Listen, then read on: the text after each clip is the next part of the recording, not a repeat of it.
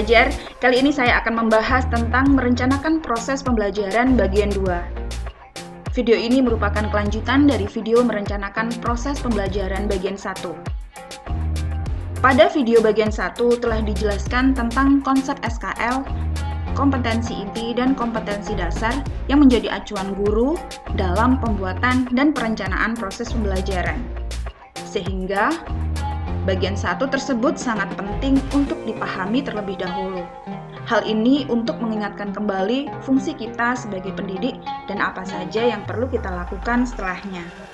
Pembahasan kali ini adalah tentang praktek bagaimana merencanakan proses pembelajaran dan diwujudkan menjadi dokumen perangkat pembelajaran.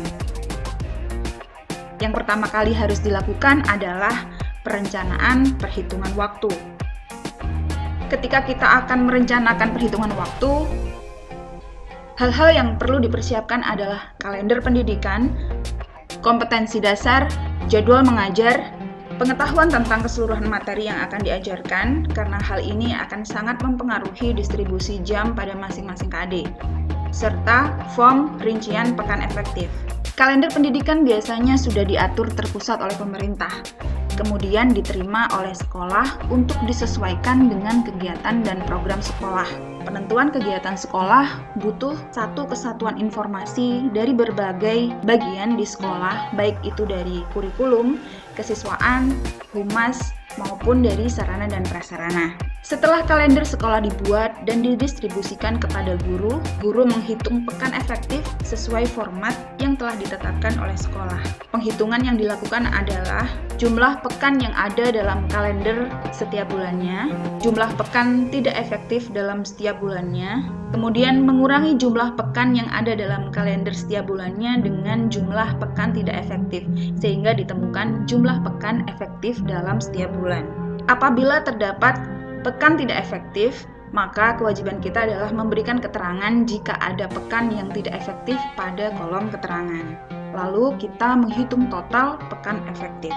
Kemudian, membuat rincian pekan efektif sesuai dengan pembagian jam mengajar pada mapel yang diampu, dengan cara mengalihkan pekan efektif dengan jam pelajaran. Hal ini untuk mengetahui berapa jam tatap muka yang tersedia untuk digunakan dalam pembelajaran tiap semesternya. Selanjutnya, perhitungan pekan efektif didistribusikan pada program tahunan. Bagilah kompetensi dasar menjadi 2 semester, kemudian mendistribusikan alokasi waktu pada masing-masing kompetensi dasar. Disinilah pengetahuan tentang keseluruhan materi dibutuhkan agar mampu mengalokasikan waktu yang dibutuhkan pada masing-masing KD dengan tepat sesuai dengan kebutuhan materi. Yang perlu diperhatikan adalah pembagian tiap pekannya mengikuti kelipatan dari jam pelajaran tiap minggunya. Ini akan memudahkan kita menjabarkan dan mendistribusikannya pada program semester. Setelah selesai program tahunan, didistribusikan pada program semester. Jangan lupa untuk menyesuaikan dengan kalender pendidikan jumlah pekan dalam 1 bulan dan di minggu keberapa terdapat minggu tidak efektif. Tandai dengan memberi pewarnaan terlebih dahulu. Setelah itu, teliti kembali apakah sesuai pekan efektif yang tersedia pada tabel Promes dengan perhitungan yang sudah dilakukan sebelumnya. Apabila terjadi kesalahan, maka perlu ditinjau ulang pada pembagian di Prota. Juga tidak menutup kemungkinan perhitungan pada RPE kita salah dan tidak sesuai dengan kalender pendidikan. Beri warna pada tiap pekannya sesuai alokasi waktu pada tiap KD pada program tahunan. Selanjutnya, buatlah silabus. Siapkan format silabus terlebih dahulu. Sebenarnya pada form di buku teknis pembuatan silabus lebih sederhana, yaitu terdiri dari kompetensi dasar, indikator pencapaian kompetensi, materi pokok, alokasi waktu, kegiatan pembelajaran, penilaian, dan sumber belajar. Namun, seiring berjalannya waktu, berkembang sesuai dengan kebutuhan. Misal, untuk kepentingan akreditasi sekolah, butuh ditambahkan tujuan pembelajaran dan nilai karakter. Nah, silabus ini merupakan pedoman atau acuan untuk penyusunan RPP yang merupakan gambaran umum tentang program dan target yang akan dicapai dalam mata pelajaran. Yang dibutuhkan dalam pembuatan silabus ini adalah kompetensi inti dan kompetensi dasar. Kemudian KKO atau kata kerja operasional. Saya sarankan Bapak Ibu menggunakan Anderson. Hal ini untuk menentukan indikator pencapaian kompetensi yang merupakan kriteria unjuk kerja yang mengindikasikan seseorang atau peserta didik menguasai kompetensi dasar. Lalu, perumusan IPK harus jelas dalam bentuk kata kerja operasional yang terukur atau dapat diobservasi. Dan ini digunakan sebagai dasar dalam penyusunan teknik dan instrumen penilaian.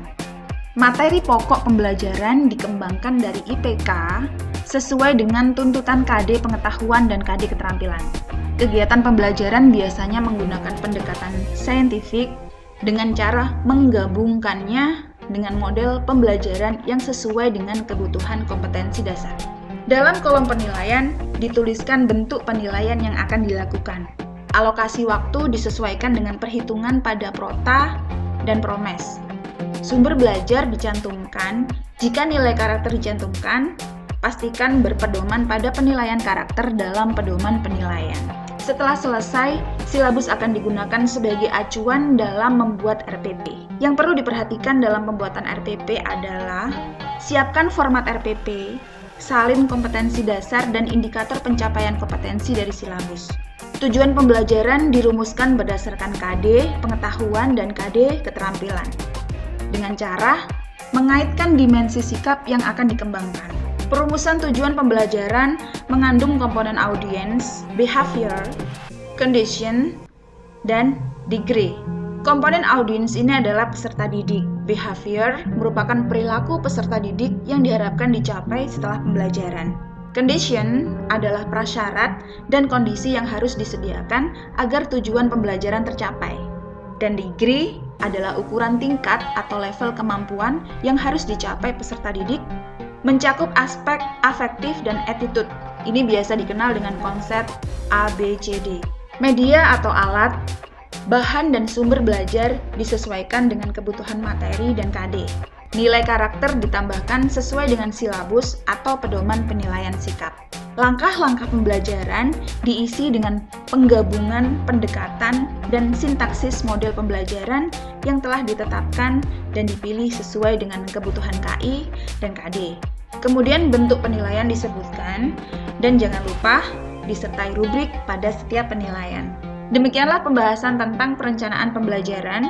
Buatlah perangkat pembelajaran Anda sendiri. Semoga sukses dan sampai jumpa.